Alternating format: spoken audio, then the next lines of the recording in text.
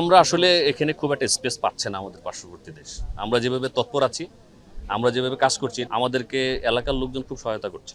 এলাকার সাধারণ লোকজন কিন্তু খুব সহায়তা করছে আমাদের এই যে পুশিং প্রতিরোধে। সবার সহায়তার মাধ্যমেই কিন্তু আমরা যে আমাদের লোকজন যারা আছে বর্ডারে, তা আমরা কিন্তু কোনোভাবে অ্যাকসেপ্ট করছি না। নট এ সিঙ্গল ওয়ান, একজনও না। এবং এটার জন্য আমাদের হয়তো 24 ঘন্টায় আমাদের পেট্রোল থাকতে হচ্ছে। আর বিভিন্ন নেশাজাতীয় ইনজেকশন আমরা পাচ্ছি, যেটা আগে ছিল না। এই জিনিসগুলো নতুন আসছে, বিভিন্ন বিভিন্ন ভ্যারাইটির মদ আসছে। তা আমরা ইনফ্যাক্ট যাই ধরা পড়ছে বিভিন্নভাবে আমরা ওষুধগুলো নতুন করে পাচ্ছি, যেগুলো আসলে টেস্টেড না, এগুলো আমাদের জন্য জীবন হানিকর হতে পারে। সো এই জিনিসগুলো আমরা এখন রিসেন্টলি ধরা পড়ছে। আমরা টোটাল গত 3 বছর প্রায় 20,000 মামলা করেছি, 20,100 টোটাল মামলা।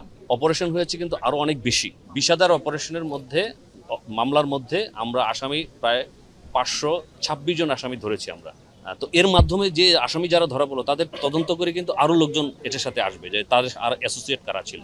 তো এইভাবে কিন্তু আমরা আসামি যেখানে সম্ভব, যতটুকু সম্ভব আমাদের রিসোর্স দিয়ে সর্বোচ্চভাবে আমরা চেষ্টা করি আসামি ধরার। আমরা কিন্তু এজেন্ডা পয়েন্টও রাখি।